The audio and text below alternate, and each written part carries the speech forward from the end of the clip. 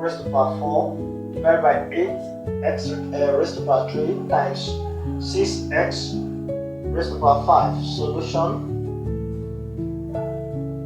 We're going to start with this. The first two, 40 divided by 8. This will give us 5.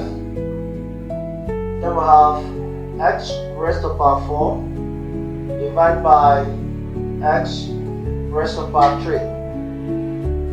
So we're going to do this way. X raised to the power 4 minus 3. And this will give us x raised to the power 1. Right? So now, what we have now is 5x times 6x raised to the power 5 from here.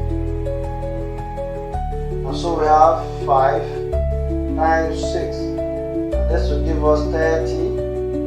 And we have x times x raised to the power 5. At the end, you have x raised to the power 1 plus 5. And this will give us x raised to the power 6. And so the final answer to this indices is 30